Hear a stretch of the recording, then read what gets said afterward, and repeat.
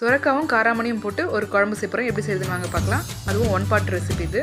குக்கரில் எண்ணெய் ஊற்றிட்டு தாளிக்கிறதுக்கு கடுகு, சீரகம், கருவேப்பிலை, பூண்டு போட்டு தாளிச்சிருக்கேன். அப்புறம் ஒரு வெங்காயம் போட்டு நல்லா வதக்கி விட்டுருக்கேன். இந்த குழம்புக்கு நான் 2 தக்காளி எடுத்திருக்கேன். அதை நல்லா மிக்சியில் அரைச்சிட்டு இப்போ வெங்காயம் வெந்த பிறகு அரைச்சி தக்காளி விழுதை சேர்த்துக்கலாம். தக்காளி நல்லா வேகிறதுக்காக இப்போது மஞ்சத்தூள், உப்பு சேர்த்துருக்கேன். ஒரு மீடியம் சைஸ் சுரக்காய் எடுத்திருக்கேன். அதை நல்லா தோலை சீவிட்டு இந்த மாதிரி சின்னதாக கட் பண்ணி வச்சுருக்கேன்.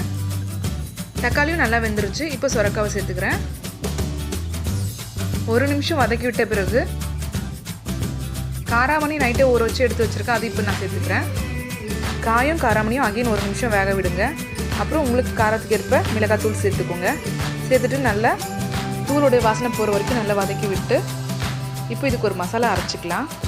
கடாயில் எண்ணெய் ஊற்றிட்டு 1/2 ஸ்பூன் சோம்பு, 6 பூண்டு, 6 சின்ன வெங்காயம், ஒரு கொத்து கருவேப்பிலை போட்டு நல்லா வதக்கி விட்டு அப்புறம் துருவன தேங்காய் சேர்த்துருக்கேன். சேர்த்து நல்லா அதுவும் சேர்த்து நல்லா வதக்கி விட்டு ஆற விட்டு அரைச்சிக்கோங்க.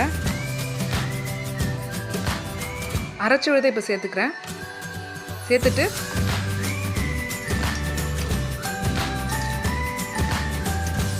உப்பு கம்மியாக இருக்குது, தேவையான அளவு உப்பு சேர்த்துக்கிறேன்.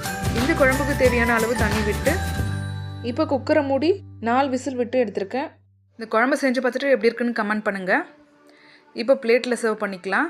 சாதம், சுரக்காய் காராமணி குழம்பு, ரசம், இந்த காம்பினேஷன் செம்மையாக இருக்கும். செஞ்சு பாருங்கள்.